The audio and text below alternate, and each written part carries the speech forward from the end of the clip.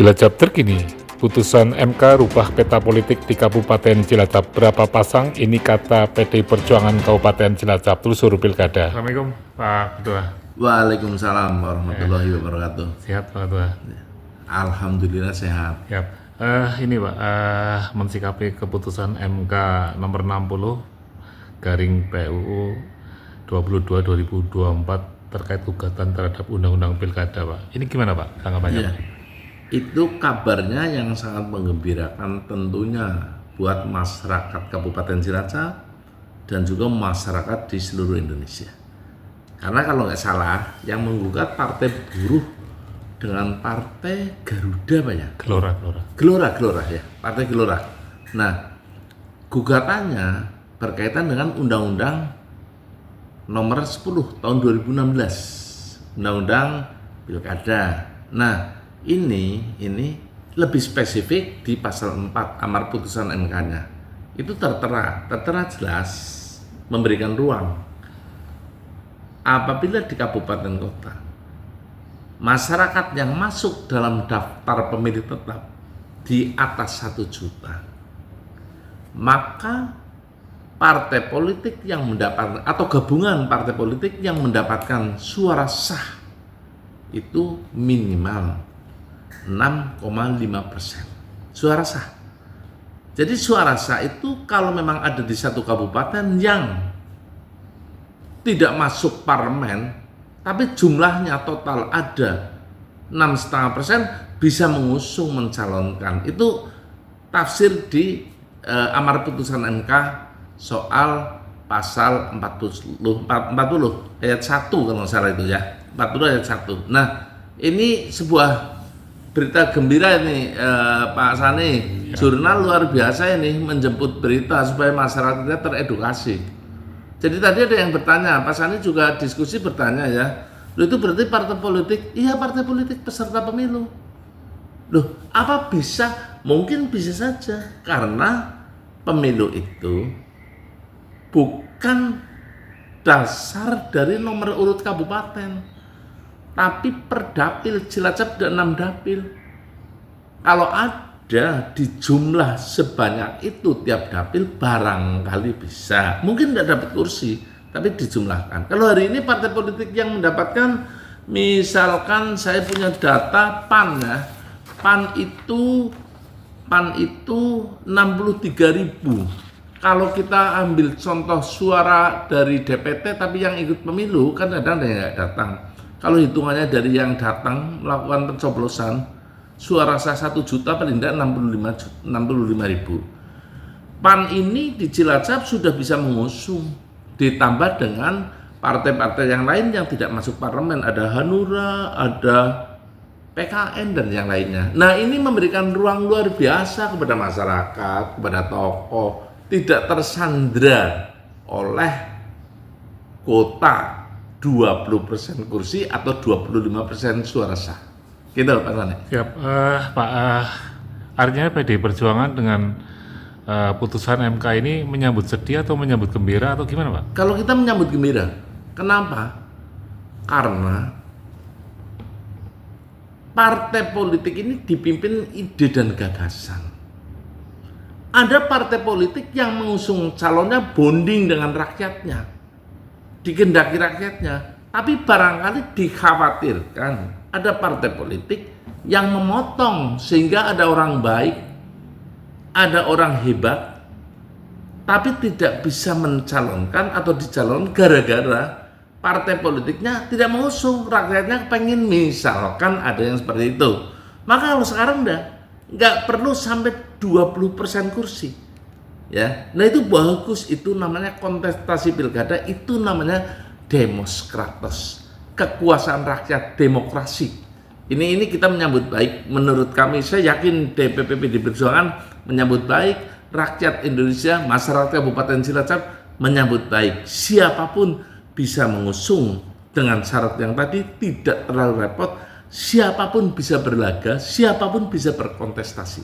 Ya Pak, dengan asumsi ini Pak, artinya tiket untuk masuk di pilkada ini menjadi murah meriah atau menjadi mahal atau sebaliknya Pak, atau gimana Pak? Kalau asumsinya dengan biaya murah kan, tapi kalau asumsinya bahwa ini ruang yang diberikan kepada siapapun yang ingin membangun Cilacap, ini ruangnya tidak menyandra. Ada orang baik banget, ada orang bener banget, ada partai yang mau mengusung tapi nggak cukup, itu kan menyandra. Bisa juga yang diusung oleh banyak partai itu bonding dengan masyarakat, ada juga. Memang masyarakat berendah, calonnya baik, mungkin ada. Tapi juga mungkin ada orang baik dikehendaki rakyat nggak bisa maju gara-gara persyaratan. Maka Mahkamah Konstitusi ini, MK ini mengeluarkan amar putusan dari gugatan yang sebagian gugatan itu dikabulkan berkaitan terutama tadi dengan pasal 4. Siap. Ini luar biasa, kita sambut baik. Siap. Berkaitan dengan kondisi pilkada di Cilacap, Pak. Teman-teman sudah berkoalisi untuk menentukan 20%. Tetapi dengan adanya hal seperti putusan MK nomor 60 ini berarti peta politik di Kabupaten Cilacap gimana, Pak? Bisa berubah, bisa tidak berubah. Karena tadi yang bicara kan kita lagi bicara syarat saja. Syarat ini diperlonggar, memberi ruang kepada tokoh siapapun masyarakat Kabupaten Cilacap yang ingin berlaga, ikut kontestasi, ingin menyumbangkan pikirannya memimpin Cilacap. Terus kemudian ada partai politik yang punya jagoannya, tapi karena tidak cukup kursi, itu hanya batas. Kenapa saya sampaikan belum tentu berubah? Mungkin yang sekarang duduk bersama pada berkoalisi atau bekerja sama, mungkin punya calonnya itu yang terbaik menurut mereka. Mungkin juga tidak ada ketokohan lain. Tapi paling tidak Cilacap saya yakin gudangnya tokoh. Maka mari kita jemput. Satu hal berita baik jemput. Nggak usah terkekang. Harus 3 pasang, 2 pasang. Kalau perlu 5 pasang, 6 pasang dan bisa. Kenapa tidak? Kenapa tidak? Kalau PAN bisa mengusung, bagus. Kemudian mungkin P3 ya bersama Pak, bagus. Siapapun bagus. Biar nanti lebih fair play. Ada ruang yang tidak terjegal dengan syarat. Ada ruang yang bisa dipakai oleh masyarakat menentukan pilihannya karena tawarannya semakin banyak. Ya, mungkin ini terinspirasi dengan konstelasi politik pilkada di Jakarta, Pak, di mana PDI Perjuangan bertarung sendirian dengan teman-teman koalisi untuk menjadikan kotak kosong atau bubung kosong, Pak. Atau gimana, Pak? Menurut saya tidak serta-merta itu, karena kan keputusan MK, amar putusan MK bukan untuk Jakarta, untuk seluruh Indonesia dengan suasana yang berbeda. Mungkin di satu kabupaten lain ada calon tunggal yang itu diusung PDI Perjuangan, mungkin bisa juga ada. Itu loh. Jadi bukan itu. Setelah longgarnya ini, saya tidak yakin bahwa yang di beberapa tempat sudah bersama-sama juga bubar juga belum tentu. Di Jakarta jagoannya baik apa enggak menurut mereka yang pada berkoalisi Kim Plus. Barangkali kalau menurut mereka baik ya jalan mungkin, tapi tidak menyandra ketokohan lain yang kurang kursi di seluruh kabupaten dan provinsi di seluruh Indonesia.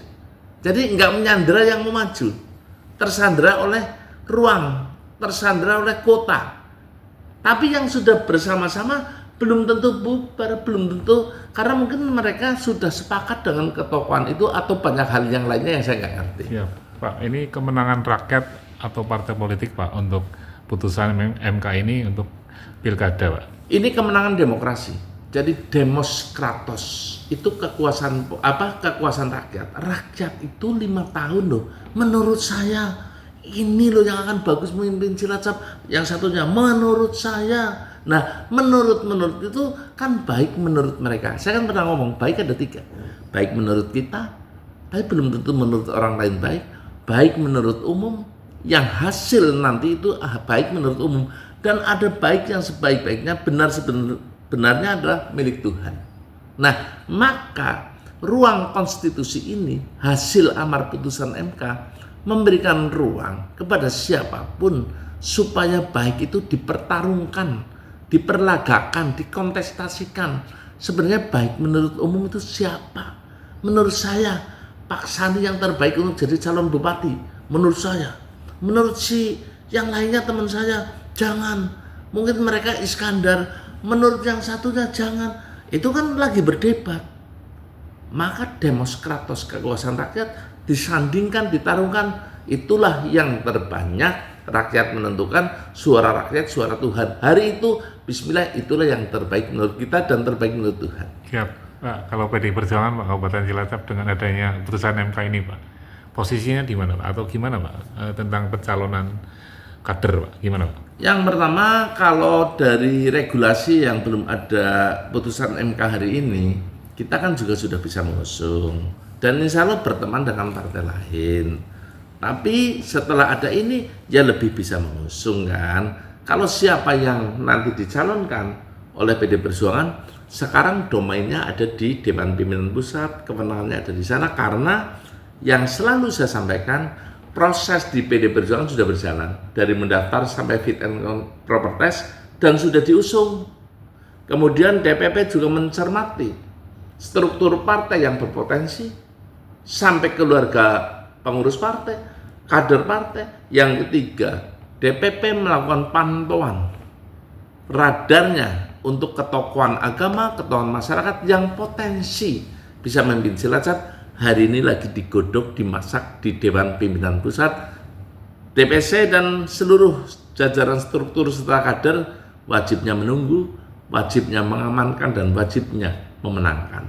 Ya, Pak, prediksi, Pak. Calon yang digadang-gadang ini bisa lepas dan lari, Pak, di semua partai dan di semua konstelasi politik, baik di Kabupaten Cilacap dan di mana saja, Pak. Contoh, Pak, misalnya kader A yang mungkin digadang-gadang di partai B terlalu mahal, dia bisa lari untuk membuat poros baru, Pak. Ini gimana, Pak? Ya kan tadi cerita lari kan berarti mungkin keterpaksaan kuota. Jadi ini di kuota harus 20% kursi. Dan partai ini nggak cukup, maka bergabung. Padahal kalau sekarang amar putusan MK berkait dengan pasal 40, ini bisa mengusung. Nah begitu punya jagoan hebat tapi nggak bisa ngusung, gabung. Tapi begitu ini bisa mengusung, partai ini potensi untuk mengusung sendiri karena jagoannya diyakini ini akan baik. Misalkan bisa juga, bisa tidak. Karena saya tidak tahu apakah pada saat dengan syarat 20% kursi dan 25% suara sah, apakah itu juga sudah mereka menentukan pilihannya keterpaksaan karena ketidakmampuan, ataukah karena memang itu jagoannya yang paling hebat. Ya, Pak, politik ambiar, Pak, untuk adanya putusan MK, Pak. Artinya deal-deal politik yang mungkin sudah terjadi dan ini bisa ambiar semuanya, Pak. Gimana, Pak, ini, Pak? Ini lebih kepada ambiar yang berpikir bahwa partai bukan dipimpin ide dan gagasan. Partai tidak melahirkan kader. Partai tidak melahirkan pemimpin. Partai tidak bonding dengan rakyat, itu bisa ambiar. Tapi kalau partai sudah berproses dengan baik, jalan saja biasa. Terus kalau ini dianggap ambiar, bubar, barangkali yang berpikir bahwa semuanya diselesaikan dengan uang, berpikir semuanya diselesaikan dengan gaya-gaya oligarki. Ini yang nggak berlaku di dalam sistem kepartaian kita, karena partai itu dipimpin ide dan gagasan. Untuk apa? Untuk masyarakat. Menyelesaikan kewajiban berbangsa bernegara, tujuannya sesuai dengan pembukaan Undang-Undang Dasar 45. Jangan lupa, tujuannya kemana? Ke situ kok. Siapa yang bisa mewujudkan orang? Bukan tulisan. Siapa orang itu? Pemimpin. Nah, pemimpinnya jangan sampai tersandra karena syarat. Ini barangkali suasana dari amar putusan MK, sehingga saya meyakini ini kemenangan demokrasi. Ya. Artinya bahwa Indonesia sangat luar biasa, MK juga luar biasa, bisa menyandingkan perasaan, pikiran, dan cita-cita masyarakat untuk menjadikan setiap kabupaten otonominya, setiap provinsi otonominya menjadi yang lebih baik di dalam menyelesaikan kewajiban di dalam berbangsa dan bernegara. Oke, Pak. Pak, terakhir, Pak, sampaikan kepada masyarakat berkaitan dengan putusan MK dan dimenangkannya demokrasi di Kabupaten Cilacap khususnya untuk pilkada, Pak. Silakan, Pak. Terima kasih kepada seluruh masyarakat Kabupaten Cilacap. Saya tadi barusan mengikuti berita dari Jakarta soal amar putusan MK, terutama pasal 40 ayat 1 itu di huruf D kalau tidak salah untuk kabupaten huruf D ya, yang mempunyai daftar pemilih tetap lebih dari 1 juta, minimal 1 juta, itu bisa mengusung partai politik yang mendapatkan suara sah 6,5%. Nah, itu berita tadi, tapi ini jurnal luar biasa. Ingin tanya Pak Ketua, saya pun baru membaca, tapi pengertiannya seperti itu. Maka masyarakat Kabupaten Cilacap bersyukurlah. Saya tidak tahu, barangkali ada banyak tokoh yang di luar pantauan berita hari ini yang lebih hebat, lebih baik, layak menjadi pemimpin, tapi gara-gara mungkin partainya yang mau mengusung, membawa tidak cukup kursi, hari ini sangat terbuka lebar. Jemputlah keputusan MK ini dengan sukacita. Jemputlah keputusan MK ini yang memenangkan demokrasi, dan jemputlah pilkada ini untuk menjadikan Cilacap lebih baik dengan cara apa? Bebas, dengan cara apa? Memilih, dan dengan suasana yang tetap guyub rukun. Ya. Lebih banyak calon, lebih banyak tampilan, lebih banyak calon, lebih banyak sajian, dan lebih banyak calon, lebih banyak pilihan. Terima kasih. Merdeka! Merdeka!